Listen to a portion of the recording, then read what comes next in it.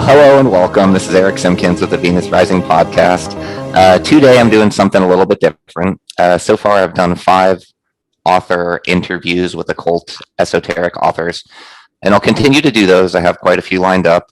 There's a lot of things I want to do with this YouTube channel, and one of them, this is the first episode of a new little venture I'm going to segue off into, is perhaps a weekly segment of Conversations with Adam, my buddy Adam from across the pond in the UK. How you doing today, man?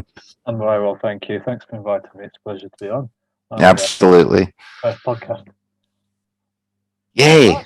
We're breaking Adam's chair. It's his first time on YouTube.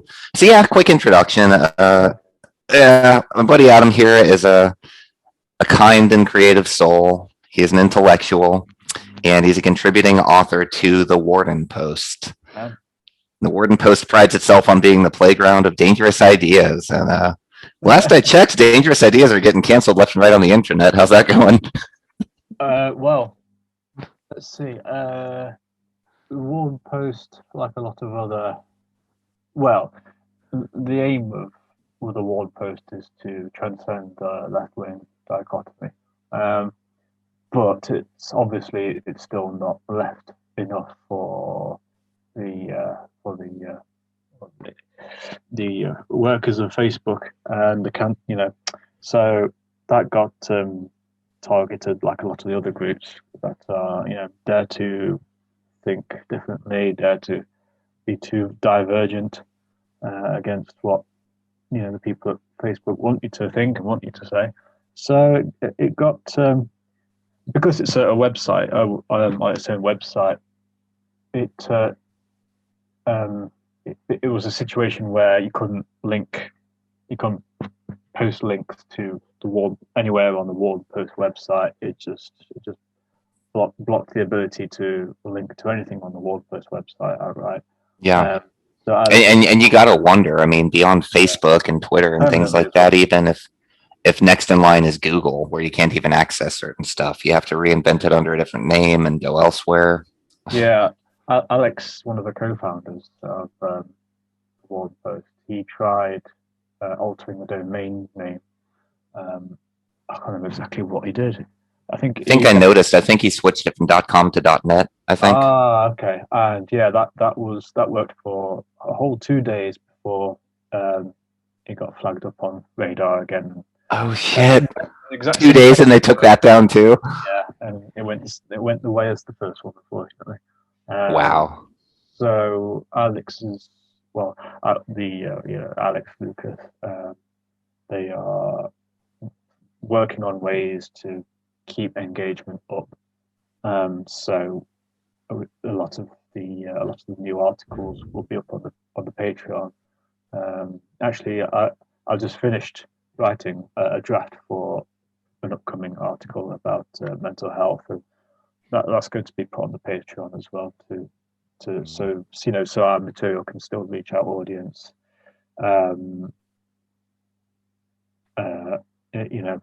After being blocked on Facebook, which is unfortunate, and it happened to me on my own personal profile. I didn't get anything permanent.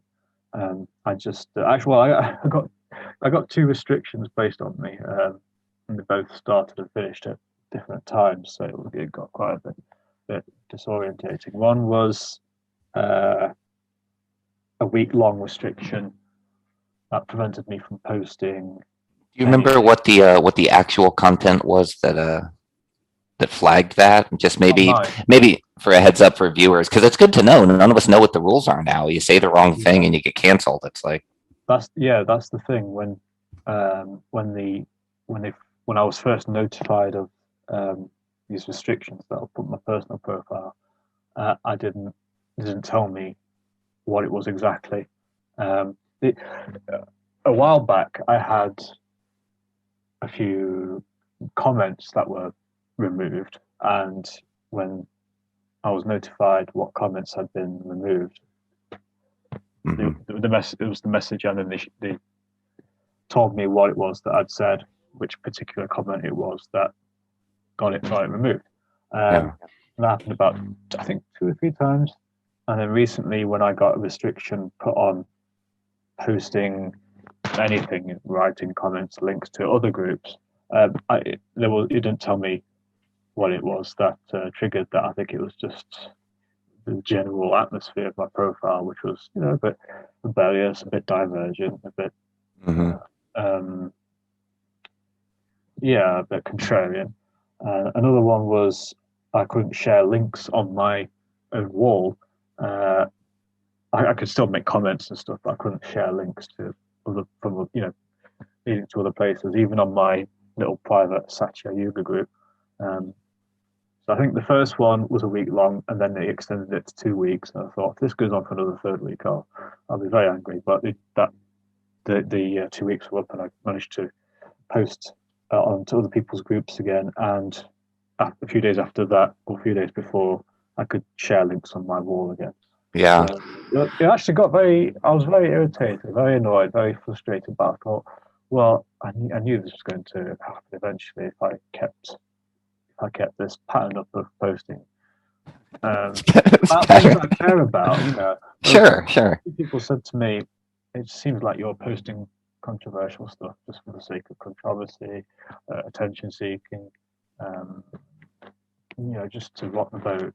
And no, I said, well, no, these are issues that I care deeply about. These are issues that involves a lot of suffering, and that's one of my interests. Philosophy of pain, philosophy of suffering, abolition of suffering, David Pearce, so yeah, it may look like it to you, or to whoever said it, accused me of just being a wind-up merchant, because they're not used to that. I suppose brazen. What's the word? Term looking for? That kind of righteous indignation. A lot of people who said that to me were quite agreeable and non-offensive. So they probably weren't used to that, and they thought I was just doing it on purpose, just for the shock value, for trolling.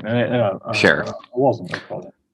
I suffer myself from righteous indignation on certain topics too. Oh, yeah. Like I got flagged on Facebook. I think 2 weeks ago. For the first time ever. I've been on Facebook for 11 years. Never been flagged. You know what I mean? Like, I'm a polite, considerate person in my discussions and my debates and comments and things. Yeah. And but yeah, sure enough, it was critical race theory, man. I got convicted, and I went on a rant on critical race theory, and it was a short post, and it was just a video clip of a recent CNN interview, but it was like 20 comments in with a friend. I must have said something, or they must have said something, I don't even know, and it got removed, and I got that sort of slap on the wrist, notification from Facebook, and I was like, this is dystopian, this is disturbing. Looking back on it, of course, it's like where I live, in Tennessee, the governor of Tennessee, it's a very conservative state. They've openly announced that they will not be teaching critical race theory, in public schools in Tennessee. So technically, I don't even need to be bitching and ranting about it. You know what I mean? So it's tricky where it's like, okay, there's these global things going on and these big societal things going on, and we all have our opinions, but you got to pick your battles now where it's like, all right, if this is a taboo topic that we're not allowed to question, I can be frustrated about that all I want. But if I vent my frustration and it just gets me canceled, what's the point? Yeah. I take it drag queen story hour is out of the question in your area as well. As well as critical race theory. That's very that's brilliant. That's very positive sign that there are still pockets of common sense and sanity. Well, and this goes back to something one of our buddies from the Warden Post termed the other day. What was that term he came up with? Post-collapsitarian. Post-collapsitarian. You see where the wind is turning. You can read the writing on the wall, and you're kind of prepping for, all right, if this all does crumble, how do I want to go about that? Like prepping for the aftermath. Yeah. There's a lot of that kind of talk going around about time to stock up on your tinned food, tinned goods. Um, and yeah, it's a good sign that there are pockets of society that are still resisting this, and Yeah. it's a matter of time even for them. But Well, in America, the big resistance is between three states that get a lot more attention: is okay. Texas, Florida, and Tennessee. So as a whole, they are states at large. They are resisting. Basically, yeah, like, throughout this whole last year and a half since COVID started and stuff, Yeah. um, those are the three states where they were taking oppositional stances towards basically everything coming from the government. And I mean, like, everything, not just like COVID mandates, but like critical race theory and like BLM riots and stuff like this. Like, those three states were all like, no, we're not having any of that, you know? Same with Hungary, the country Hungary. Interesting. They Oh, are Hungary. I read about that in the really newspaper. Their family initiative. in Hungary. Well, it might be unrelated to the COVID thing. Oh, oh, I okay. think it was Hungary. I was reading something recently about it's kind of like a welfare policy, Yeah. but it's championing an ideology which is non-globalist, which is interesting in its implication.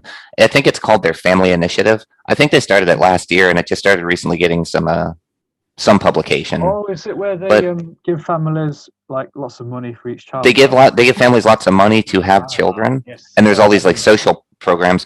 yeah, But the broader implication behind that is the championing of their citizenry and like an active push by their government to retain and maintain and champion their identity and their culture, yeah. because it's a poorer nation. So a lot of people are moving to Germany and moving to the UK to get better jobs, and they're Okay. trying to kind of keep themselves, cohesive.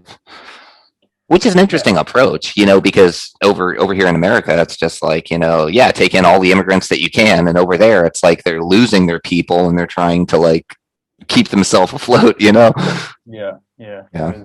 There has been a lot of immigration in the UK. Um, the thing I find quite interesting is that social media and news are so intertwined that it's very easy to um, fall foul of the bias that the whole world is one big hell. I mean, like we discussed previously, Yeah. there are certainly places and situations and parts of history where it was extremely hellish. But when you talk about those three states, it's a nice reminder that okay, there are still isolated. Well, unfortunately isolated, but still there are uh, certain pockets of Mhm. society of populations that are resistant to this. So that kind of makes things a bit bright and a bit more optimistic again. And it's like in the UK, we've all seen the devastation in places like Minneapolis when Black Lives Matter went completely apeshit. Mhm. But then I remind myself, okay, that yes, that's terrible, um, but race relations in the UK, from what I've seen with my own eyes, are actually much better than what they are in the US. I mean, Yeah. like white people or black people can still ride the same public transport. There's nothing happens. Um, Well, uh, and one correction there. Yeah, like we're my still getting on quite experience. well. Sure, sure. Well, Yeah, my experience is that I'm not convinced that any of this race relation problem yeah, is actually the problem they're telling us it is. Like, I don't think any of it's this. class. Yeah, I don't think. Yeah, class and issue. I don't think any of it is really the real big problem they're making it out to be. This isn't some Well, organic, naturally evolving movement. It's yeah, like a narrative that's being pushed and forced down our throats on all of us. And, well, America's racist, America's self-proclaimed. racist. And then you go out in the Yeah, streets and your coworkers and your neighbors and, people at the grocery store, and people get along fine. People yeah, get along fine. But yeah, the media is telling us that, it's like, it's, it's yeah, insidious, and I mean, where my mind goes with, all right, what is the intention of this narrative being pushed? Like, are they trying to create a civil war? Yeah. Are they instigating? Even last year, in 2020, the summer of last year, George Floyd, right? The spark that became a Yeah. fire internationally. Oh, you could see it coming You when know, you posted the I video. Like, oh, God. well, and that was an atrocity. That was an absolute atrocity. Yeah, But let's be realistic. It was also one instant that got replayed and replayed and replayed hundreds of times, thousands of times, talked about, reminded about. They built up statues to the dudes. They invoked his name in every riot. And it was like, whoa, this sort of like, for I also just think like of all the other atrocities going on in this planet, people dying unjustly in communist countries, children being abused, all of the horrible hellish injustices in this world. And it's like, yes, that was an injustice, but is that one injustice enough to justify tearing down the country because you think the country's racist? It's like, that's a leap there, and I honestly don't think a lot of people really buy that for what they were trying to push it as. No. I mean, you still see that kind of common sense on Facebook and social media that when it's like, what's LGBT celebration month? Is it June, July? I think it was June. Yeah, I mean, when you see all the logos go turn rainbow colored, you still see a lot of disbelief and skepticism. So again, that's another reminder that there are still lots of people who are on our side in regards to some issues. And you made a good point about a minute ago when you talked about things being played over and over and over again, because repetition is one of the main one of the main tactics of cultural engineers, social engineers. Repetition over and over and over and over again until that's in the indisposable tool of the cultural engineer is repetition. Absolutely. All the time, bash people over the head with it. But yeah, it's important not to fall to alarmism. You should definitely still get fired up over injustice and suffering, but not so that it destroys you to the point where you become completely useless and you can't do anything. Absolutely. Yeah, I think, and all of us can suffer from that, like the information overload of everything we have access to now. And I like to compare it to, in nature, you got the predator and the prey. The predator has to use its wits, its cunning, its shrewdness to catch the prey. Otherwise, he steps on a twig, makes too much noise, and he's going to be hungry for a couple more hours or days. So I think,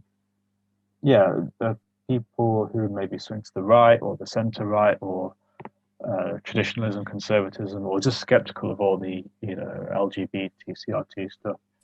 It's think of it as a game, as like a game of chess. Like it's a challenge. It's difficult. It's hard, but it's worthwhile. And you can use skillful thought. Be skillful about it. Don't like snitch on yourself and try and transmute all this despondency that one might feel, which is natural, into what we were saying before, into almost enjoying it, even relish the thrill of being born at the right time to experience such a fascinating crossroads in humanity's history. Lots of people will be very jealous of me and you who are quite active in this, in different movements and spheres of activity. So take pride in that. Think we could be some of the people who would be remembered as heroes of this time, because what it makes me really excited is again, like I said, obviously things can feel helpless. The situation can feel hopeless, and then remind yourself, we are you, me, all the others. We are on a hero's journey. We Yes. were meant to be born at the time we were. We were meant to live through this time period because it's one of those eternal, I suppose, mythopoetic themes, Mm. that there's turbulence somewhere, sometime, and we were living in a way that millions of people before us lived, and millions will continue after we've gone. That's the hero's journey, the archetypes, the things that are eternal. Yes. If I'm making sense. Absolutely. Yeah, Joseph Campbell. Joseph Campbell. And Mm. yeah, I think of that too also. I remember as a teenager. Yeah, yeah. And as a teenager, there was so much more optimism. I felt, that deep, deep, deep calling of what an amazing time to be alive, on the Yeah. cusp of global transformation and all of this stuff. Where things have gone in the last few years is a little very disturbing. Yeah. I kind of, the optimism that you share there, I also share. And as far as tactic, like chess wise, it's like when I think of some of the problems we're facing of like, the wealth gap, the divide between the billionaires and the peasants, the rest of us, and that thin slice of like an upper middle class that's been disappearing. I think of all that, and then I think of the power of the internet companies, Google, Facebook, YouTube, all of this stuff. They can literally control and mandate our speech, and then where the governments of the world seem to be going with COVID. This is definitely being used as an excuse to roll out more totalitarian government control upon everyone. It's very disturbing. I think the core of my spirit, whenever I'm not feeling righteously indignant about frustration over it all, the core of my spirit keeps reminding me that all of this is transitional upheavals. And even though it looks, right, even though it looks like things might be going in a really bad direction, I'm honestly convinced we don't know and we cannot accurately predict where any of this is going to go a year from now, 5 years from now, 10 years from now. Things can change so quick. Yeah.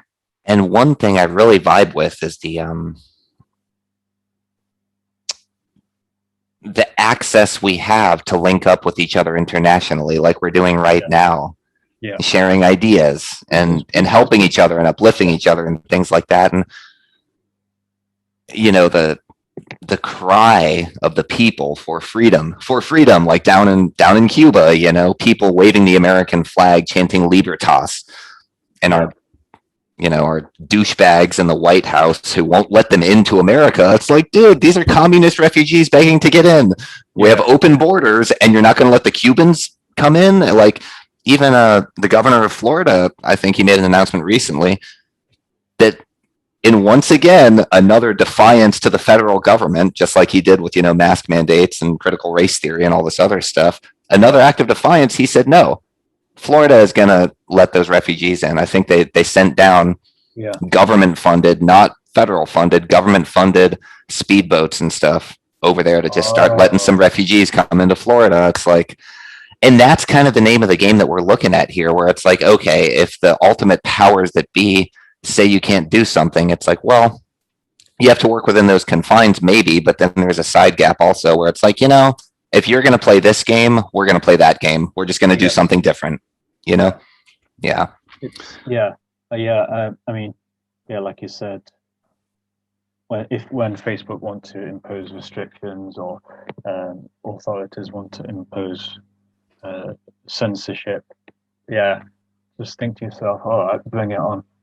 Do you try and, I know it's difficult, I know it's hard, and when the situation seems like it's hopeless, it's easier said than done, but just be grateful for the challenge and for the opportunity to prove myself, for you to prove yourself and make history and be remembered by name. And the really beautiful thing is we can see our mutual friends on Facebook, we've got so many fellow travelers as well, that we are a fellowship now, and that is a beautiful, wonderful feeling, and it's one I'm very grateful for, and I give thanks, and remember that if X and Y and Z were not happening, I wouldn't have met these awesome people.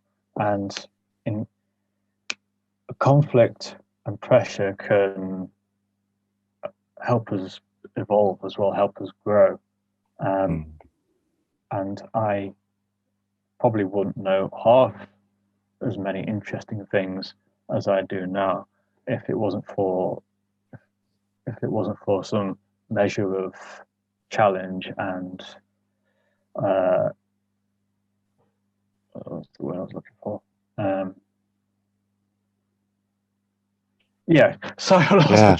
No, that's beautiful, man. That's beautiful. Thank you. And I agree with you. I agree with you. And like, you know, the chess player wants to play a hard game of chess, to use a well, and see, it depends on the chess player. So I attained a master's chess rating in competitions when I was 16, 15, 15. Oh, do you still play? I'd like to. I don't have anyone to play with. But play. Do you? Hell yeah! Let's play some time and see where my strength was with speed chess, because I have so when it comes to full length competitions, I was a little bit above average, barely, but when it came to speed chess, I had this like maybe 4 out of 10 time approach where I would just like kill a grandmaster, basically. But then it's a gamble, and that's kind of been the story of my life with the way my mind works. You know what I mean? Where it's like this, it's this shotgun approach of like scatter the BBs as far as you can everywhere. If 2 of them hit, good. It's like a little bit of a reckless approach. But with speed chess, if your mind is operating like lightning, it just quickens the chance that your opponent will miss a trap. So that's really interesting. Like, it's more skillful at speed chess than normally paced chess. So I suppose we could sum that up. We could say pressure stimulates and it helps to grow. And yes, this reminded me of a historical incident where I think it was the conquistadors landed on the shores of South America, and when they disembarked onto the land, they were being decimated by the local population. I can't remember if it was Aztecs or the Mayans, and they were being picked off quite rapidly. So the captain ordered all the ships to be burnt. So after the ships were burnt, there was no possibility of retreat. So it was like they were backed up in a corner. And you know what happens when a wounded animal is backed up in a corner? Yeah, it fights harder to survive, and soldiers, because there was nothing to retreat to, they had no choice but to fight, go forwards. They won the conflict as a whole and managed to plunder the city of again the Mayans or the Aztecs or who remind myself the exact details. It just reminded me of that, really. Being backed up in a corner, yes, absolutely. And I one interesting note there about the Spanish Mesoamerican conflict. I just learned this recently, like a year ago, from my older brother, Jonathan. He's a poet, and he worked himself into a strange niche. He translates Spanish poets into English that have never been written in English before. Oh, fantastic! Yeah, and throughout this venture of like doing some bilingual poetry journals with Ecuadorians, he was back and forth between America and Ecuador. And anyways, he just got married last year. He met his fiance down there, an Ecuadorian, and They had a traditional, Congratulations. yeah, they had a traditional Mayan shaman, wedding There you go. down there, and then they just did the cordial courthouse document thing here in America. They finally got her to America, and she's awesome. She's a psychologist, and Yeah. anyways, but it was through his Spanish poetry research and acquainting himself with the history of South America and things. He came across an interesting tidbit that most people who hear about the conquistador conquest can overlook, military tactic wise. So the natives in South America, they have a big chip on their shoulder against the Catholic Church, of course, because that was the occupying force, that usurps their culture and everything. Yeah. But what's easy to overlook is that when the conquistadors overtook Teotihuacan, which was like the big capital city of the Aztecs, I believe. I believe the Mayans were the older civilization, and the Aztecs were the ones that got conquered by the conquistadors. So, anyways, when Teotihuacan was overtook, the numbers don't add up because there is no way that this small band of like hundreds, maybe a few thousand tops conquistadors could have overtaken the capital city of Teotihuacan, which was like 100,000 strong, right? Even with their primitive muskets and shit, it's like, yeah, that's they still had bow and arrows and tomahawks and berserkers and stuff. It's like those kind of numbers. So the way that they took it is interesting because the Aztecs were themselves a colonizer culture. Oh, well, there we go. I'm not surprised. They were the colonizer culture of the whole continent. Yeah. They would go and capture and enslave all the native tribes, bring them back into the city, and whip them into submission to learn the language, learn the religion, become a slave. Right, so there was this huge slave class of people in Teotihuacan of all these indigenous tribes that when the conquistadors came in, all the slaves joined them and revolted to overthrow the oppressive Aztecs. Now, of course, they didn't realize at the time, like, oh shit, the conquistadors aren't any better. But there was that whole slave class within Teotihuacan that wanted it to be overthrown, Anything to break the boredom, I suppose. Yeah, so you can shed a tear for, those evil conquistadors that, took over the natives. It's like, well, what they took over was the imperialism of the time that was also taking over the natives, That's been conveniently forgotten, right? You highlighted an important consideration there that in today's discourse, the word colonizer is an insult mainly directed towards white folk. Yeah. And the obvious rebuttal is, well, okay, let's take the British Empire. They weren't doing anything different that other empires didn't do countless times before it. Maybe they kind of just did it better, more successfully. I'm predominantly I'm like a 5th generation American, but I have a tiny bit of German, a decent amount of Swedish, and predominantly Scottish. So I'm like mainly Scottish. How much Native American? Sorry. Oh no Native American. When I said, I meant like 5th generation American is what I meant. Sorry. Yeah. But anyway, so predominantly I'm Scottish, right? So it's like technically my ancestral lineage has colonizer passed in it also, being colonized by the fucking British, you know what I mean? Yeah. Where they wiped out our culture, the bagpipes, the kilts, Gaelic. It's like, nope, you're going to become Christian, you're going to speak English, you're going to wear a fucking suit and tie, you know what I mean? Yeah. Yeah. It's ridiculous when in America where I suppose Native American people have some license to call white folk colonizers, but it's when other minorities like Asian Americans and Hispanic people, they join in on that. But you think, hang on, you're still living in this colonizer infrastructure, and yet you're joining forces with Native American activists or protesters complaining about the white imperialists or whatever structure America, why have you got skin in the game? Because you're still having a good quality of life. Yeah, that's tricky. That's tricky, Yeah.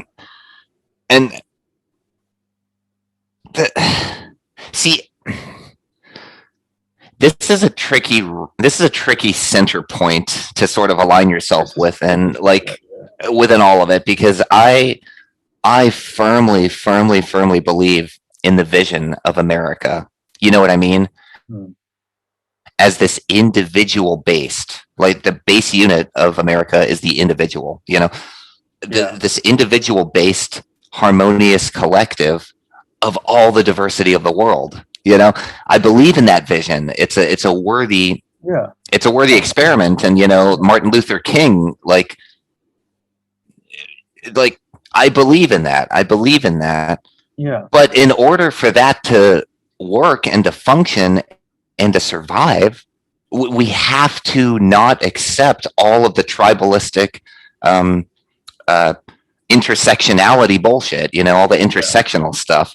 And, you see the hypocrisy in some of that, like you're mentioning with, racial groups there. You see the hypocrisy in it paralleled with like the LGBTQ XYZ whatever movement also, where it's like, wait a second, you're lumping all these different categories into this banner of like, the rainbow flag. And it's like, well, one common problem there is between the lesbians and the trans people, because the trans people are claiming that gender is a social construct. Yeah. It's not biological, it's a social construct. So if gender is a social construct, what you're doing is you're devalidating the feminist movements and the lesbians, because there's a lot of friction there. Yeah. There's a lot of friction there. So it's like, you can't just do this, and I was quite surprised about that, how much venom there is towards so-called TERFs. It just seemed like, because they were both seem to inhabit this intersectional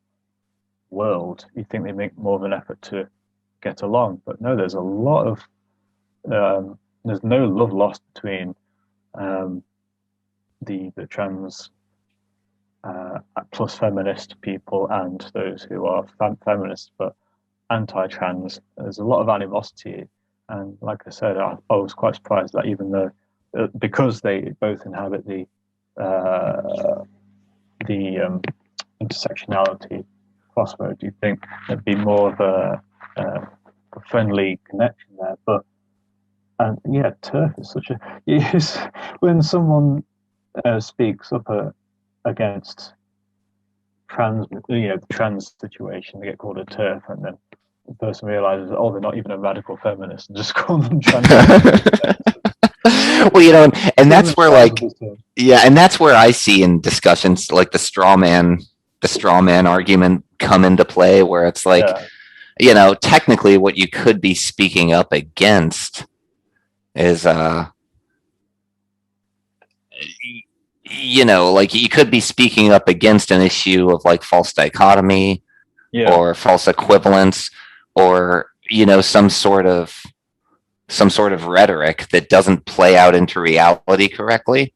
But then of course they could straw man you coming back and just say you're anti-trans. It's like, no, I'm not anti-trans. Like, I'm all for your freedom to be whatever, but that's all this other affiliated stuff that you got to take issue with, Yeah, absolutely. I was just thinking, when colonizer, the word colonizer is used to against white folk, you really have to remember there was also Genghis Khan, and the Mongols. There were the Mesoamerican Empire. You said the Chinese Empire.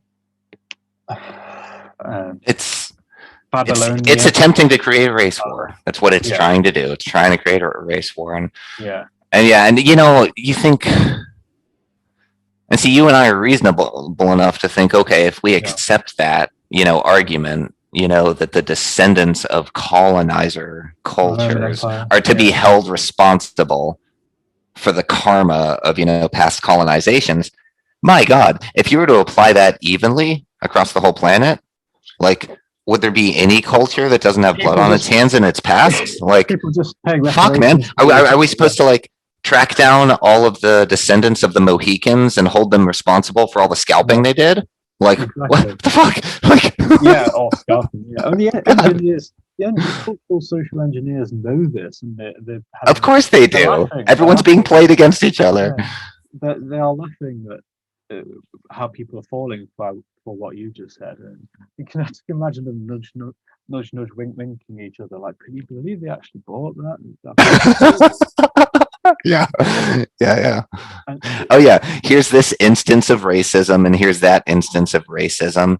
yeah. And then of all the history that is America, we're going to zoom in on the cluster that was slavery, and we're going to highlight those points right there to jump to the conclusion that America is systemically racist. And you see them chuckling in the background. Holy shit, they bought it. They fell for it, you know? Yeah. And Yeah. then they push it even more and more and more. They probably get quite wide-eyed in disbelief that something crazy they thought would never worked far too well. Like, well, because God. that's almost like Weapons of mass destruction in the Middle East. Yeah. Hey, they bought it. We got the oil fields. Fuck it, they're ours now. What else Yeah. could we do? This convinces me into thinking that this planet is some kind of petri dish for like hidden knowledge that can only be achieved from pitting humans against other humans. Yeah, I think I know what you mean, and that's what the Gnostics kind of concluded. Also, you know what I mean? Yeah. The Gnostics kind of concluded that the whole demiurge and archon thing. But there was in one of the Gnostic hymns, I forget which one, there was this allusion to the profound understanding that the role of the archons was actually to refine the human spirit and its evolution. Okay.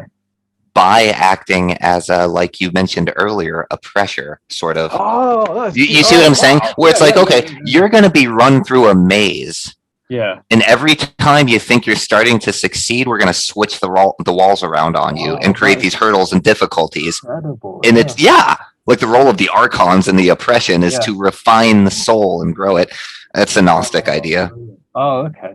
See, I had thoughts like that before, but I struggled to word them as efficiently as you did. I can't remember. It's a hopeful idea. It's a hopeful idea. But again, though, it's like, well, it's quite beautiful in a way.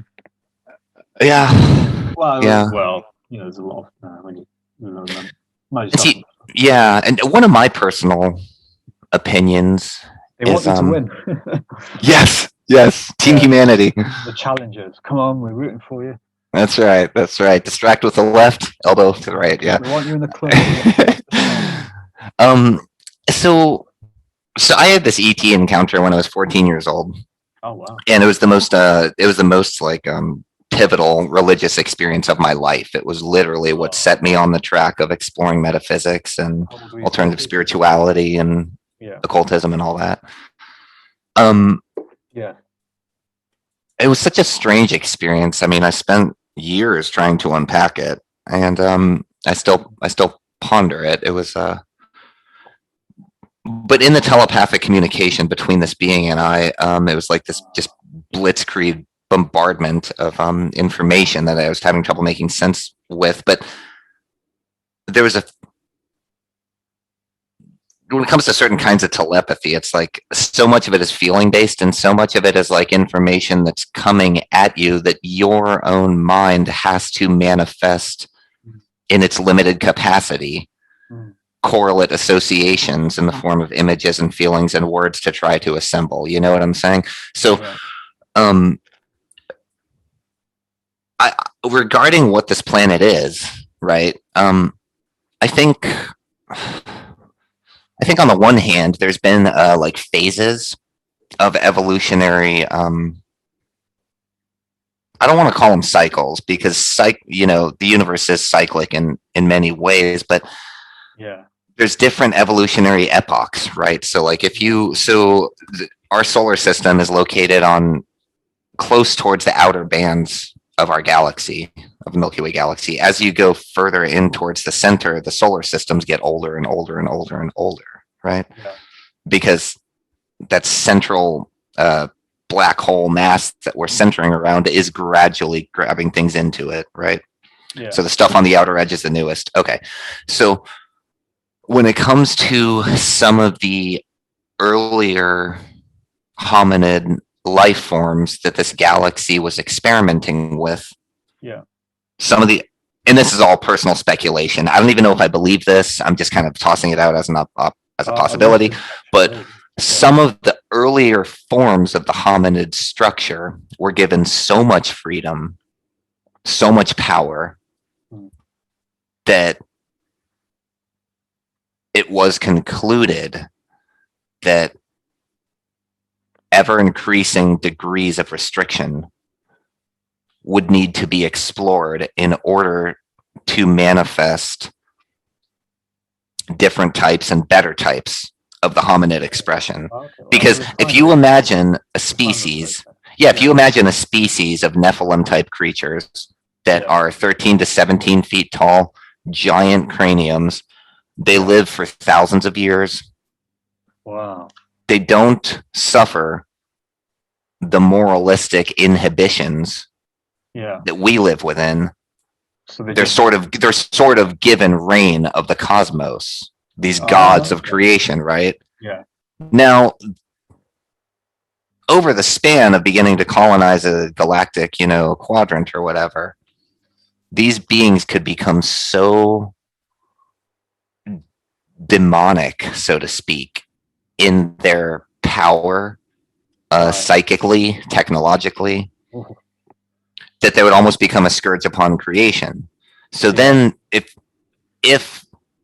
the creative impulse behind the cosmos were to get feedback on this and say, okay, let's try something new, let's try something different, the difference you would have is ever increasing degrees of limitation. Yeah. Confinement. I don't know. That's mind blowing. Is there like a name for this? No, there's no name for that. I think it's kind of alluded to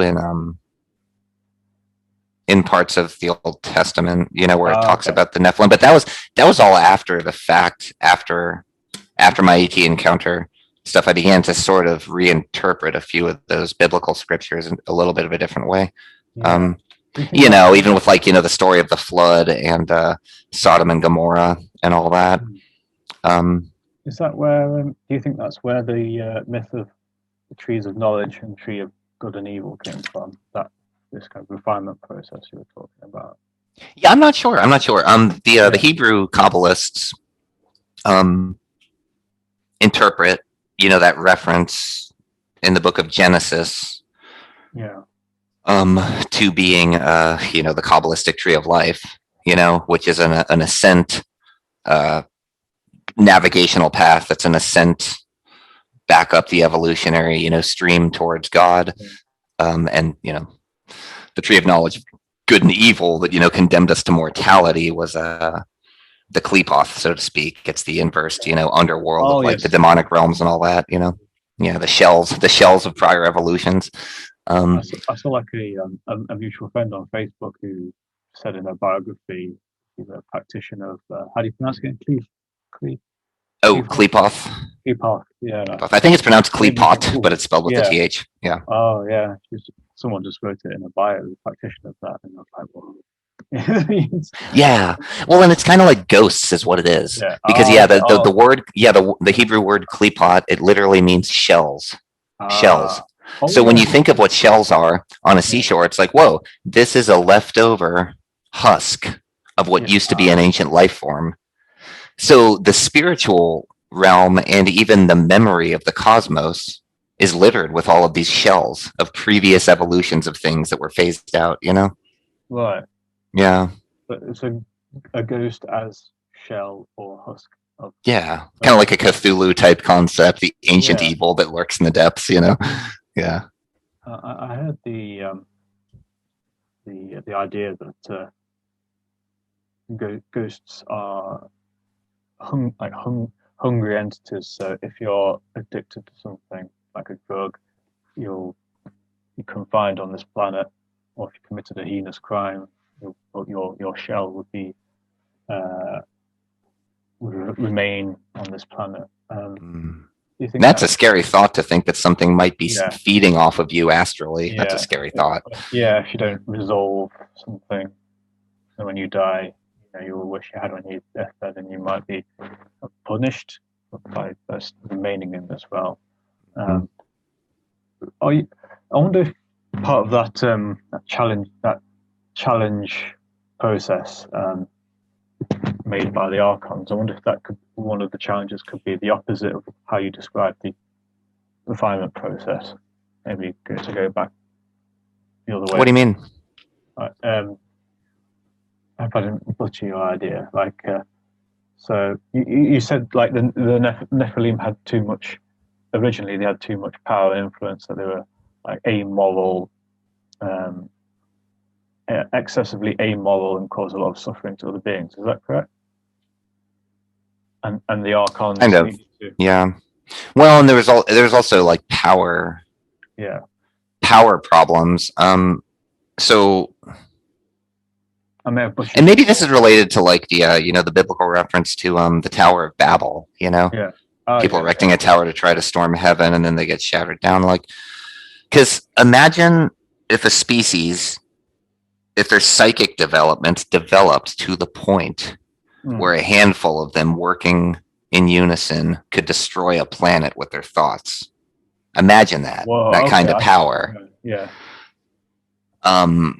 Theoretically, I'm convinced that kind of psychic power and that degree of evolution has existed, does exist, and will exist in various portions of this universe, and I bet there's galaxies out there where the laws of physics don't even operate the way they do here. It's like this existence is a novelty creating machine where it wants to try every possibility it can, Novelty. I'm just making notes because you're coming up with some really awesome ideas. Yeah, and that reminds me of the idea that we are like a godlike being wanting to experience everything. So I think that ties in quite neatly with what you said about this realm as novelty creating machine. It made itself forget and then broke itself into trillions of beings so that it could experience everything and come back together again, come apart again. Yeah, and a lot of the different ideas could all have degrees of truth. The reincarnation thing, the heaven and hell thing. Yeah. Hell, who's to say that? How do I put this? This will sound a little postmodern, but it's something I've kind of always entertained. I think naturally is that who's to say that the nature of spirituality and the nature of existence is the same for every person? What if it's not? What if some people don't have an afterlife? What if some people do have heaven? What if some people reincarnate? What if some people are new souls that pop into existence? What if some people are old souls? What if some people don't have souls? That's a scary thought. What if some people don't have souls, right? Yeah. Possibility. Actually, when I was born, actually, in 1989, one of the midwives that was present when my mother was giving birth to me. When I came out, the nurse said to my mum, "Oh, he's an old soul, he is." My mother loves telling me this story. Yeah, the midwife actually said to me, "He's an old soul. Passed you, I held you in my arms." And that's awesome. My older brother was born in '83, 6 years before I was. That's beautiful, man. Yeah, and my brother's a new one apparently, but I'm an old one. Yeah. You do carry that old soul, but you also have that spark of an inner child, which is something I think that spark of an inner child, that gentleness, that creativity, that curiosity, that I am honestly convinced is profoundly more important than all the knowledge in the world. I remember to remain grateful for that characteristic. And when you were describing your experience when you were, did you say 14? Oh, the ET thing? Yeah, I was 14. Yeah. reminded me of something I like to think about, that where children are natural mystics. I think. I Yeah, think.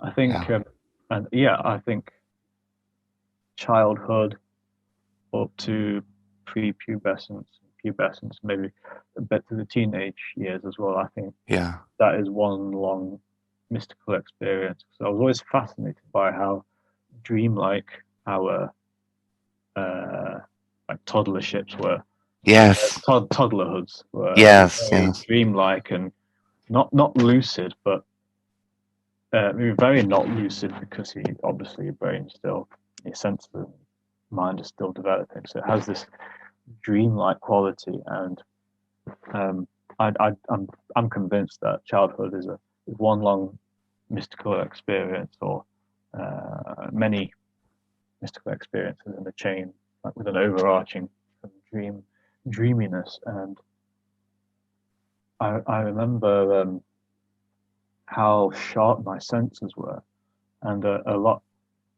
I'm convinced that I had some kind of synesthesia or ideesthesia, yeah, because metaphorically things are packed closer together when you're little, and then yes, you got older, and then you kind of pass a few checkpoints of no return, and things become more separated and broken up.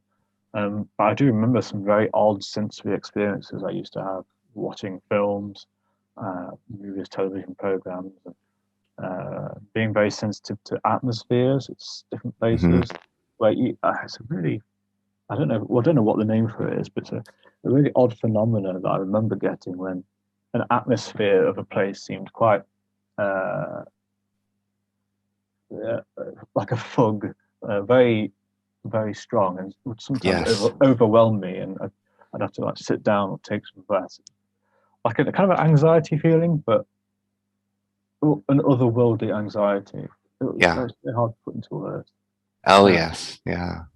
Yeah. And the one of the one of the authors I interviewed, David Hyam Smith. He's a mm, brilliant artist and a Kabbalist, who's also a tantric Buddhist now as well. He's oh a wow. Hermetic Kabbalist, a Mm, traditional Hebrew Kabbalist, artist, and tantric Buddhist. oh, In his recent one of his recent books, he came out with the Quintessence of Secret Mercury. oh, All of his stuff is so enigmatic. It's just profound, enigmatic yeah. stuff. And he writes in this beautifully poetic but cryptic form. The way he uses words, it's almost channeled. But when he was Oh talking wow. about the alchemical process here Yeah. of the mercury of the alchemists, it's an issue of melting, right? Like, how do I put it? It's like melting ice to, the fumes are Mm, what become condensed into the secret mercury.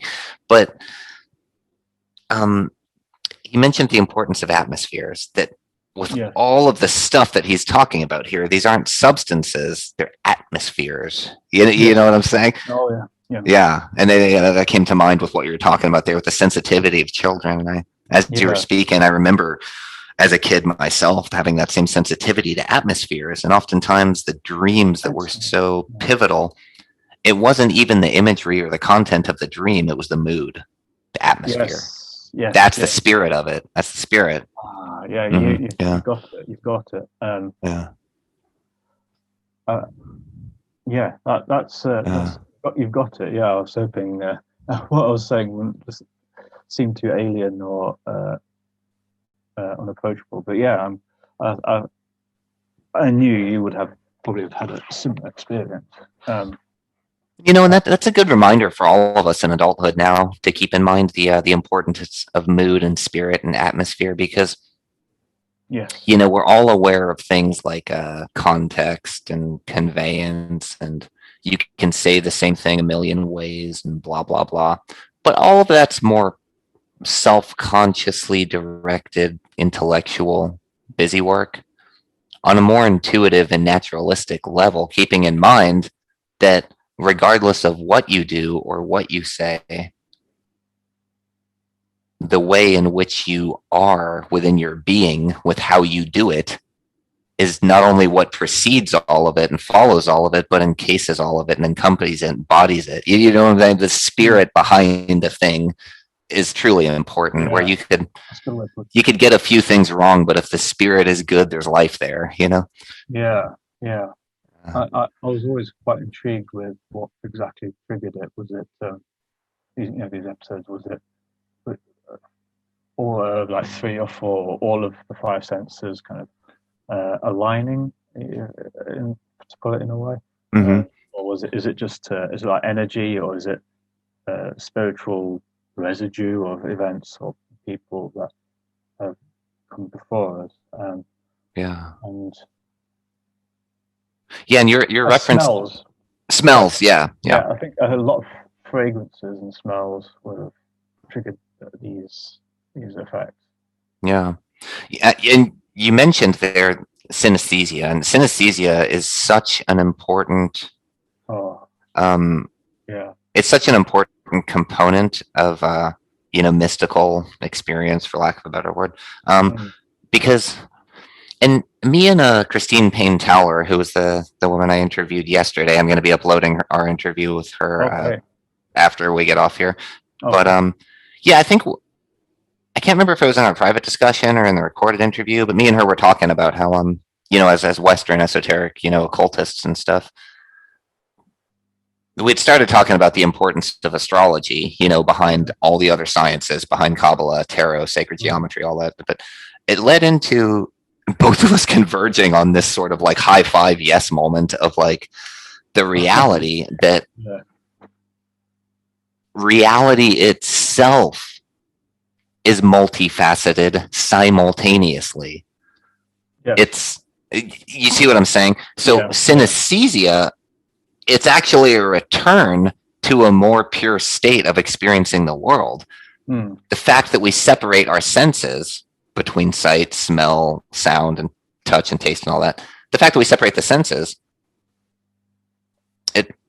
it's useful for survival as biological organisms. It works. Nature figured out it works, and that's why we have it. That's why we inherited it. But it's not technically the reality. And this is where, the core, one of the huge influences of Western occultism was Pythagoras, Oh, yes, yeah. Well, see Pythagoras and Plato, who were initiates of, the Egyptian, mystery schools, they were both coming from a synesthetic approach. And you see it mirrored in Plato's first forms. In his first forms. Oh, yes, yeah. The perfect forms. The perfect forms, right? Yeah. And you see it echoed in Pythagoras, specifically with the pentagram being their mark. Because the pentagram, if you take all the lines and you separate them and stack them up, you have the harmonic notes. Right, yes, yeah. Right? And Plato himself said that physical matter is condensed music. Yeah. You see what I'm saying? And this was echoed again in how Nikola Tesla thought when he was saying, if you want to understand the universe, learn to think in terms of frequency, right? So, light and sound and touch and smell and taste, it's all the same thing. It's just different avenues towards that one thing, Yeah. I love the music metaphors for concepts like this.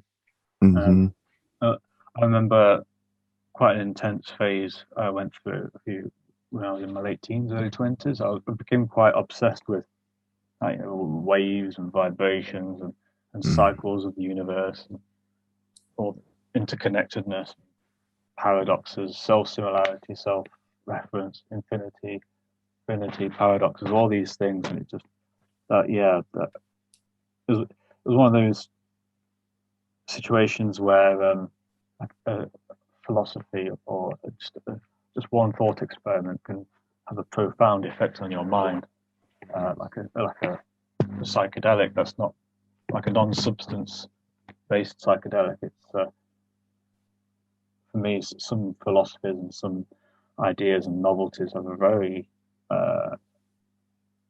are very effective in giving me this kind of like mystical euphoria, if you like.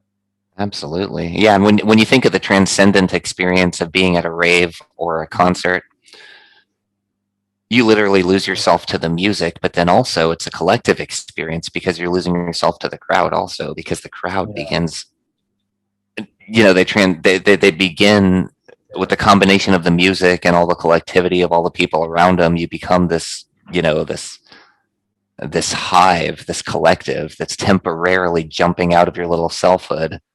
And you're all, in tuned and entrained to the dancing or the crowd surfing or the headbanging or whatever. It's a beautiful thing. That's the reason I prefer tourist, like tourist traps or beautiful places. In England, we have a lot of stately homes and stately gardens, lots and lots of beautiful towns like Bath. And for me, that appreciation is enhanced because if there's appreciation for beauty is enhanced when there's a buzz, when there are lots of other people around you, and you remember, you realize, we are in the midst of this beautiful place, witnessing this amazing whatever it is, and the awareness that it's a shared experience with other people from all different parts of the globe. It's very uplifting. Yes. Yeah. And me and my dad love countryside walking, and he likes it when we get off the beaten track and all the people and their dogs are elsewhere. But I'm the opposite. I love if I'm on a countryside walk with them. I really prefer there to be more people because the buzz of the shared experience is I find very desirable. Hopefully, one day we'll be able to meet each other face to face. I would love that, man. I think I could see that. Yeah. Our counterfeit COVID passports. Yeah. Yes. Yeah. If I ever make it over to that neck of the woods, I definitely want to go out for drinks with you and Alex. Yeah. Yeah, definitely. We noticed how all the insane things being thrown around in modern Discord, there's always abbreviations: CRT, LGBT, COVID. And that's the beauty of the English language. And it's one of the beauties of the English language. It's eternally reinventive. I know you go back in time 20 years ago and people wouldn't know what the fuck we're talking about. It's like corporate lingo as well. I need to feed something back to you. Oh, you want to tell me something? I'll ping you this email. Okay. Mm-hmm. So you're just going to send it? Blue sky. Yeah. Well, you mentioned in what you were talking about just a minute ago, you used the word beautiful a lot. And yes. It is such an important part of reality. And this is also, speaking to the importance of the inner child, I think, as well, where, no matter how bogged down you get with the burden of knowledge and the lingering ghost of experience and all of this, that there is eternally something new, something inventive, something creative, but also something experientially renewable, in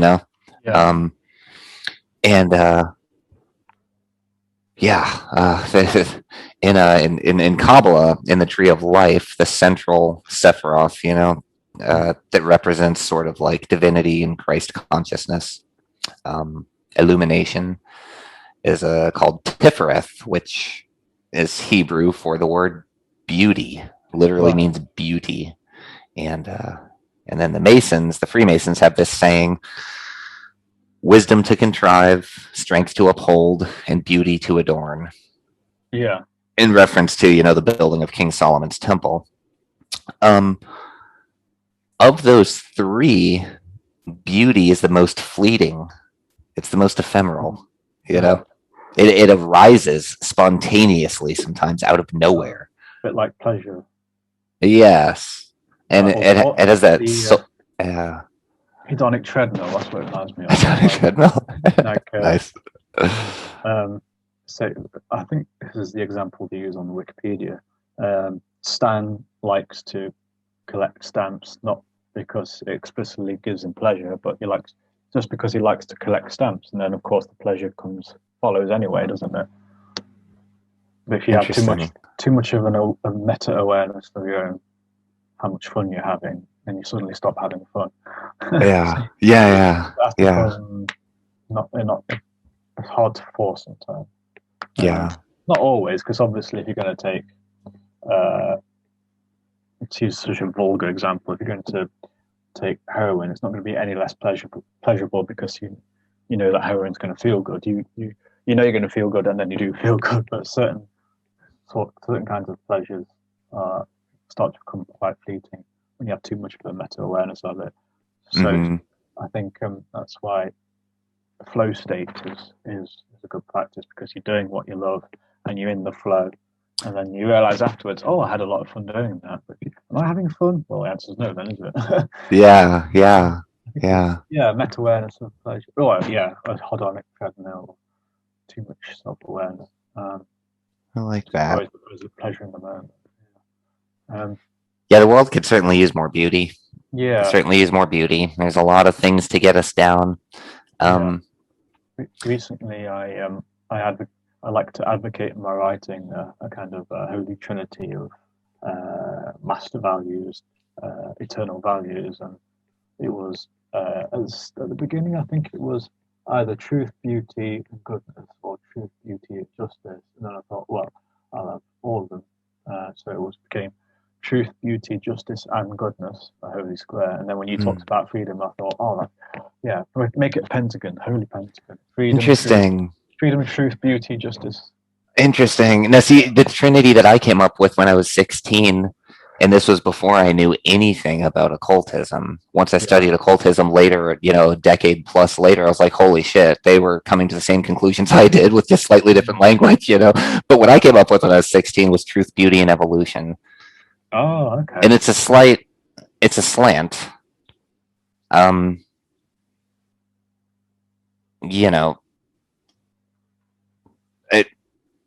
Wisdom, power, and love is the Kabbalistic one. Wisdom, power, and love. The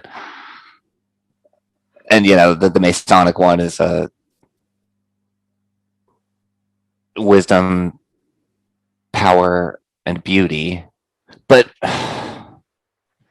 the switch from beauty to evolution for me is also Kabbalistic, because I honestly have internalized Venus as my guiding light, astrological Venus, right? There's a lot there to unpack, and it'll be playing into the tarot deck I'm making in my publications when I do finish and author books and stuff. It's a whole philosophy to unpack there regarding it, but it's because evolution is really what we're talking about, I think, when we refer to beauty in its truest sense, because it's a individual embodiment of living evolution at play, in my experience, at least. Like when you observe a beautiful sunset and your spirit is there witnessing the beauty in that sunset, you're actually extracting beauty from the scene, but at the same time you're projecting your perceived beauty of it onto the scene. It's an interfacing and it's an interacting in subtle ways that none of us will ever know or understand. Our act of engaging with beauty is affecting the thing that we're engaging with. It's a cyclical interrelationship. Kind of like an Escher painting or Escher drawing. These things feeding back into themselves, helping each other exist. Yes. Yeah. And when you give a compliment to a child and you see their face light up, and you imagine what just transpired there, there's a million things you could have said to that child, but you just happened to say something that evoked and elicited and sort of extracted out of him that upliftment, you know? Mm. And in that way too, any given moment throughout our day, any second in time, wherever our thoughts are going, however we're experiencing things, we are in a sense kind of operating on a centralized selfhood level, much like genetics operates as well too, where you have this vast repository of potential proteins that could be generated. Yeah. But given the precise input and the precise interactions, specific proteins will be created, specific genes will be turned on, specific ones will be turned off. You know what I'm saying? Yeah. So, and then that's where engagement with beauty as an evolutionary ground level of that aspect of life is I don't know. It's I need to flesh that out more, articulate it better. But yeah. Yeah, beauty. I mean, I don't know what you think of modern architecture, but I think got to a point where beauty has become somewhat undervalued. Oh yeah. When you see some, I mean, I don't get me wrong. I think skyscrapers are beautiful in their own way, but sometimes you see what architects have planned for a new building, and you think, goodness me, and it's like they seem to position it on purpose right next to an extraordinarily beautiful traditional building of some kind, like a cathedral or a church or old cottages, and it's like a mockery, really. And it's, let's put it here, so it juxtaposes. Oh, like a new like apartment complex or just some skyscraper or some bullshit. Yeah. I firmly believe that beauty in one's surrounding environment has health benefits and big time one's mental health, because people probably don't like to admit that they're immune to this, but I know I'm not. I mean, Nottingham has its dodgy areas, so when you see litter everywhere, dog shit, it really. I'm quite sensitive, and I've quite a high disgust. I have a very low tolerance for disgusting things. So it's walking through that, seeing it, experiencing it, smelling it is quite depressing. Well, that's a blessing. That's a blessing that you're sensitive to that, actually, because depressing. Depressing, yeah. Well, and parts of England have always had a gloomy, sort of depressive air about them, anyways. And some of that may have to do with the rain and the fog and all that. Yeah, the gloom. It's like, oh man, like turn of the century, like like late 1800s London. Whew. Oh, the big smoke. What a spiritually oppressive fucking scumhole, And the spiritual side of things has been mocked and laughed at, but that's again, it's. I would encourage people to kind of adhere to a holy trinity of health. So physical health, mental health, and spiritual health, and a lot of things that can affect spiritual health, for better or worse. Are ugly architecture. I've even heard this time period referred to as the Great Uglification, because you've got, like we were saying, ugly. Say that again. The Great what? The Great Uglification. Oh, uglification. Horrible architectural styles. And everything is so square. Where's all the rounded angles? Dang it! Like, and people as well, they're encouraging fat. I mean, don't get me wrong. I'm not saying this out of mean-spiritedness, but more concern for people who, in any other situation, probably take steps to improve their health. And now, people who want to help someone with weight problems being shaved and called fatphobic, of course. It's very, very interesting how they chose the suffix phobia, because it's not fear apart from the fear of you knowing what your kids might grow up, what kind of place the kids might grow up in, but it's more concern, worry, and disgust as well, regrettably sometimes. Yeah. One thing I would like to see is more plant life brought into cities. Yeah, yeah, Um, yeah, you imagine, okay, imagine a high-rise apartment complex, right? yeah, It's like, okay, even if you just accept and work with that structure, yeah, the outside walls could have vines on them, even fruit-bearing cucumber vines. All the balconies could be decked out with lush herb gardens. The roof could be used to have apple trees growing. You know what I'm saying? Just yeah. the lifelessness of concrete. People Yeah, accept it as a norm that they're surrounded by it. But when you walk into a beautiful garden or a natural forest, you instantly feel better. You don't always know why, but there is something lifeless about concrete. And I understand its utility. It's so easy to work with, but not nice to look at. yeah, or even to feel. If you imagine, just being around it. just gently scraping your hand against concrete, it's not a nice feeling. Yeah, tactile experience. Yeah. I think our world has become so audio-visual that I imagine, not to exaggerate too much, but I imagine that some people have forgotten that they have a sense of smell, or that their mind would be better if tactile experiences were more pleasant. And because people are, I'm not dissing everyone uses an iPhone, because I've got one, but me too. It's a fact of life. You do see people everywhere like this, on not even just on public transport, but as they're walking, crossing roads and stuff, bumping into things.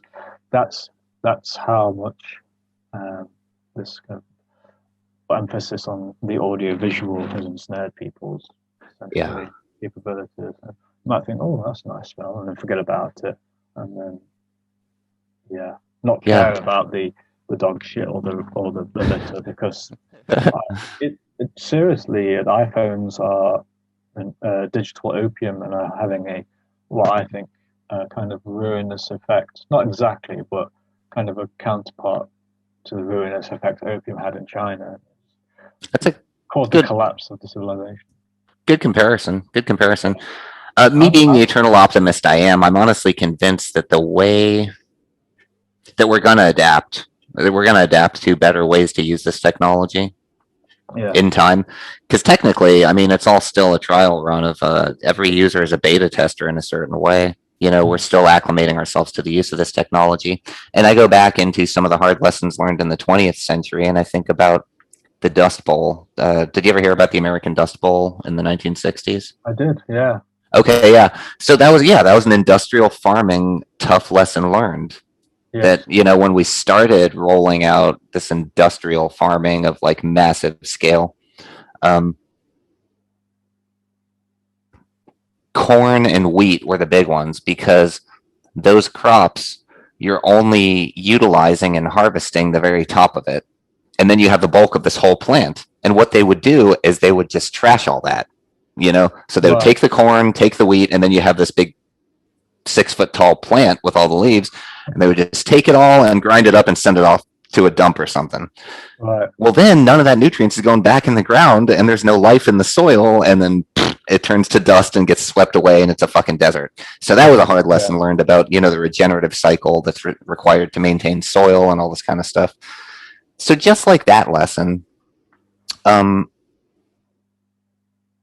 witnessing over the last 10 years, an entire generation of young kids being raised on the internet, with quick addiction to, YouTube and TikTok and this kind of shit. And, there's scores of evidence pouring in. There's scores of evidence pouring in of the psychological detriment, to teenagers specifically, of like internet addiction and all this kind of stuff. So you figure fast forward another decade from now, this research isn't going to be ignored forever. People are continuing to grow into the awareness of, God, we got to get this internet thing under control. How do we handle this? It's like, well, as the problems present themselves, people will find solutions, and even as individuals there's a push and a pull, and there's been times when I have to take internet breaks and I'm just like, nope, I'm off the internet for a month, you've got to clear my head. Sometimes we're just spending too much time, surfing the internet, reading articles, commenting on things, sharing stuff. It's like, there went 3 hours, and yes, it eats time like nothing yes, else. yeah. We've reached the point where you see on the bus or public transport, the mother wanting to keep its baby sometimes, or toddler, a very young toddler, occupied and quiet by just giving them an iPad. Yeah, and that'll shut them up. Yeah, I heard something quite disturbingly funny that these young babies or toddlers pick up a book and try and swipe the book. I've heard of that. That's or like a magazine, like in a dentist's office or something. Yeah. They'll be swiping their fingers, and they're like, it doesn't work. Yeah, what things sticking out of me? What a pain. Yeah. And I remember seeing that often enough, even before the explosion of TikTok, which is of course TikTok is so evil, man. Yeah, I get such a horrific. Dude, when I see people share TikTok stuff on Facebook, yeah, it usually almost always grabs my attention, which of course it's designed to do. It'll grab my attention, then I notice it's TikTok, and I'm like, scroll away. I'm like, back. Yeah, so much. So much depressing things on TikTok, like people saying how much they hate men or they hate their racist family and they've disowned them. It just seems to follow a pattern of, as well as devices going smaller and smaller, the average time people invest in watching a video gets shorter and shorter, so the videos get shorter and shorter. Mm-hmm. And now you've got things like is it Snapchat where you take 10-second long videos? No, Vine. Yes. Vine. Oh, okay. Yeah, and Snapchat was the precursor to TikTok. It was actually Chinese company. It was a Chinese company that ripped off TikTok. Yeah. Or no, I'm sorry. It was a Chinese company that ripped off Snapchat and modified it to make TikTok. TikTok's Chinese, isn't it? Yep. Yeah. It's just it seems apparent to me that there's some kind of revenge by the Chinese on the West. I mean, obviously, it's the British Empire who supplied.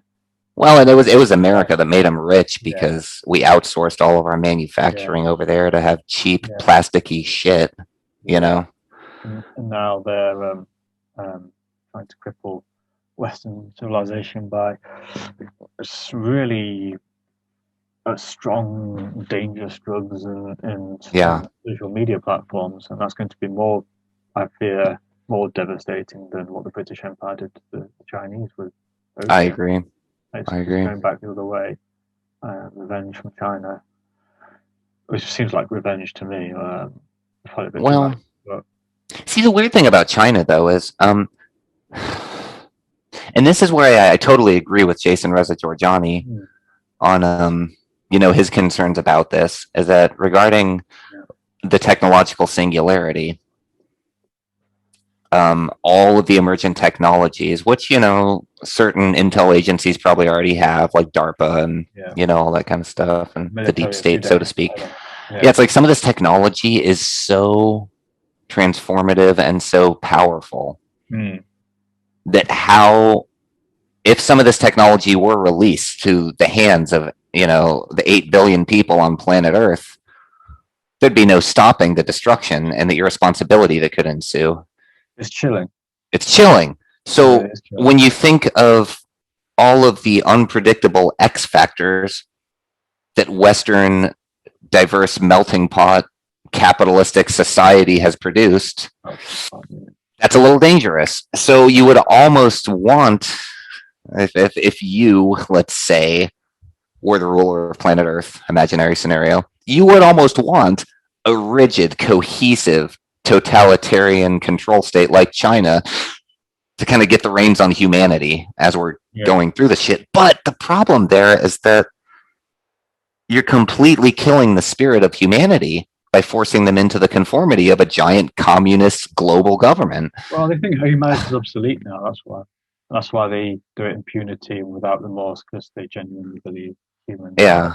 as they are now, obsolete. And we've already started to merge with technology and glasses, hearing aids. Well, even the cell phone, and I think it was Elon Musk Yeah, who pointed yeah, this out in absolutely. his Yeah. interview with Joe Rogan, where it's like the fact that we have a cell phone on our person, it's an extension of us. You know what I Yeah, mean? You yeah, ask me a trivia question, I pull it out and Google it, and now I have the question. I have the answer to give you. It's like that's part of us. yes, Yeah. yeah. Yeah, I do. I try. I like to visualize the possible um, difference between frontal lobe density and size, and I think I would bet that even like even my neocortex might be not as efficient as say my father's or my grandfather's, because I've grown up with all these devices which affect it, like all Oh, different. really? You think there might be a I call it the biological yeah, cranial impacts from tech yeah. use, or I maybe? like to call it the neocortex gap, or the intergenerational neocortex gap. So I think, Huh. and of course, this part of the brain is, if I'm not mistaken, responsible for decision making and delayed gratification, Mhm. calculating long-term consequences. And because these addictions, multiple addictions, whether it's substance or technology, in sex, all these are That- causing these higher order, these parts of the brain that are responsible for higher order thinking and such. These are atrophying, are going to atrophy. Oh, that's an interesting point you bring up. Yeah, when it comes to atrophy, there's the use it or lose it quality. And, Which is why, thinking about decision making, oddly yeah, enough, with the rapid development of um, these algorithms, for tracking from Google and Facebook and, all this stuff, it's like the algorithms are modeling cater to our you. behavior for predictive outcomes so Individual. well that Yeah, that they're actually cater making to you. decisions for us easier than we are, perhaps. Like, We're oh, yeah, well, yeah, like, oh, do you hold that opinion? Why do you hold that opinion? yeah, Chances are it's not your opinion. The yeah. algorithm told you to have that opinion. you know That's what George Orwell described as duck speak, where mm, you kind of hollow out humans so much, and through repetition, like we said earlier, uh-huh. um, ingrain the like state mantras into their heads, that they repeat it without considering it, without like an intellectual framework or why they're Yeah, saying it. They're just saying it.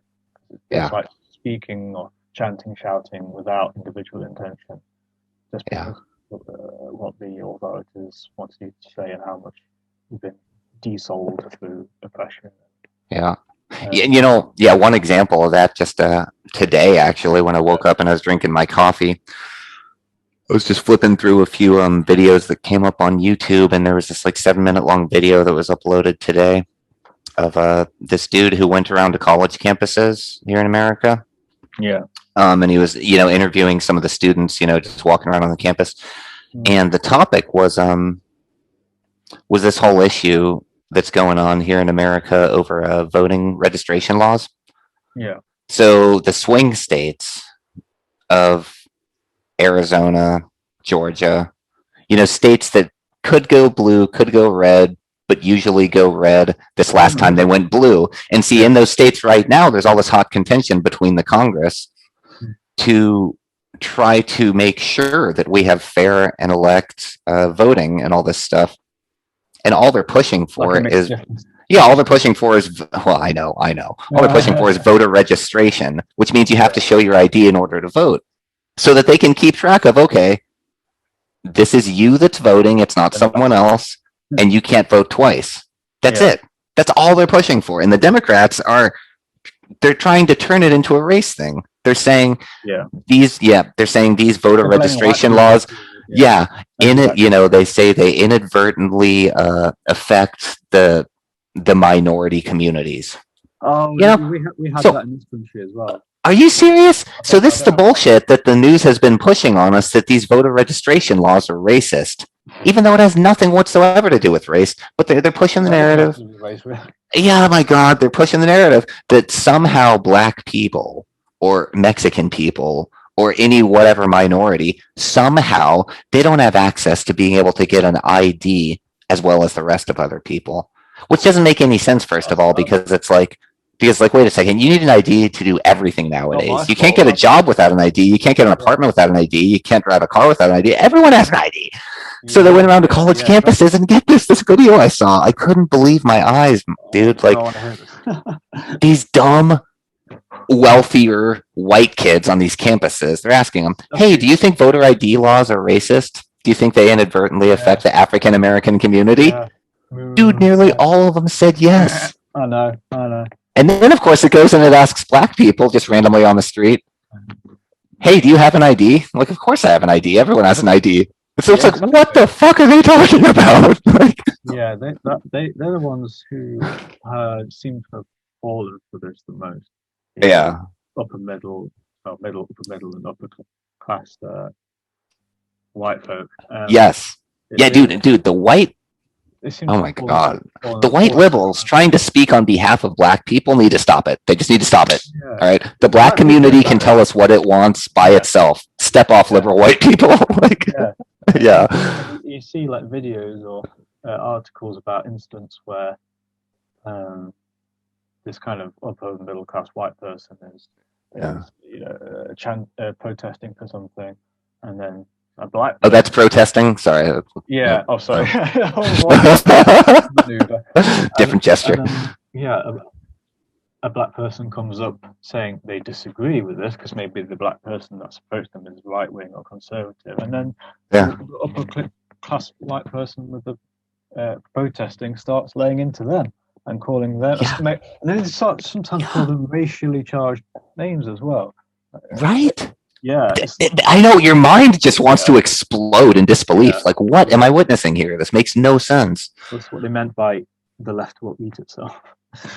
And take will eat itself, yes. Yeah, take others down with them. Yeah, that's a good point there.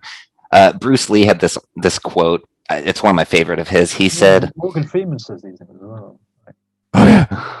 Well, yeah, Bruce Lee said, never interrupt your enemy when he's making a mistake. Yeah, if you give them enough rope, they'll hang themselves. Yeah.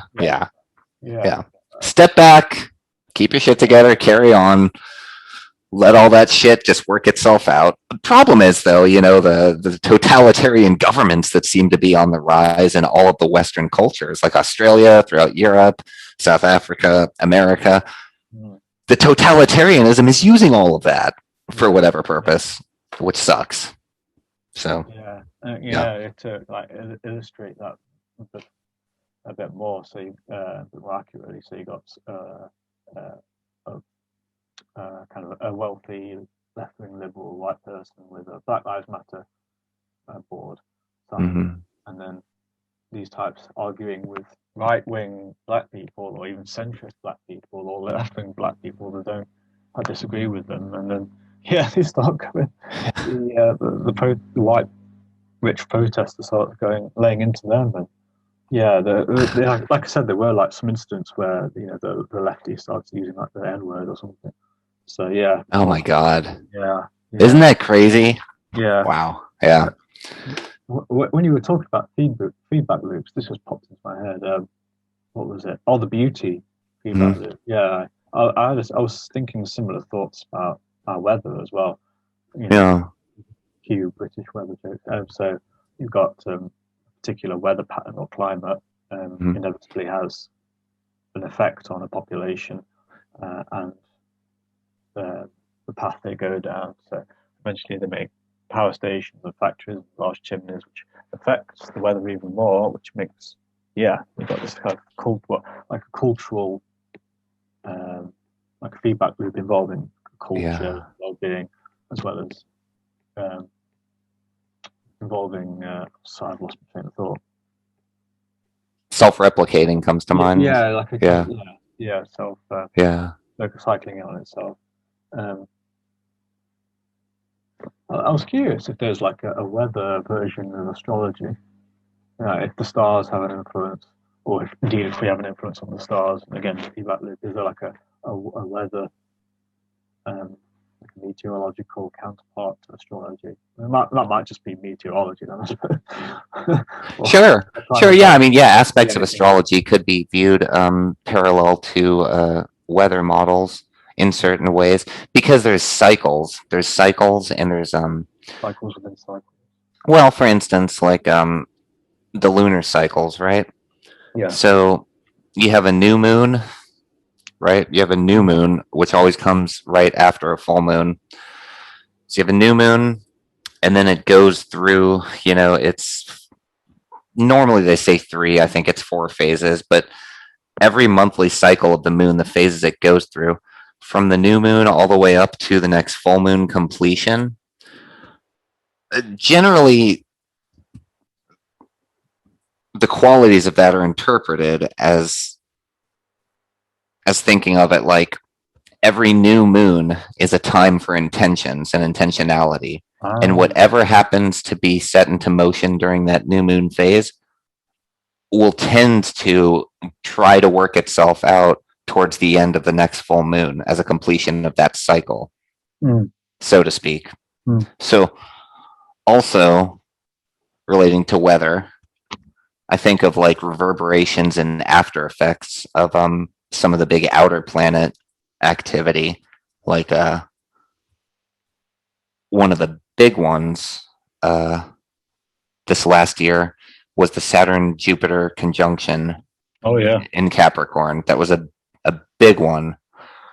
But regarding that also, there's a climate of astrological influence that's working its way through humanity that's been building up towards that as it approached it. Kind of like what do you call it? An event horizon of a black hole, right? Where it's like even as you're approaching the event horizon, it's pulling towards you and it's affecting upon you even before you get up to it, so to speak. And then after you go through, it's that point of no return. So with large outer planet conjunctions like that have a really big impact on certain arenas of human experience, there's oftentimes too a few year period, sometimes 3 to 7 years afterward, where that influence is still working itself out and echoing its way through. So I don't know if that relates to weather per se, but some of the patterns of the orbits of the planet form unique geometrical spirographs, like the interplay between the orbits of Venus and Earth, two together. The interplay between a year cycle is this beautiful 5-petaled pentagram.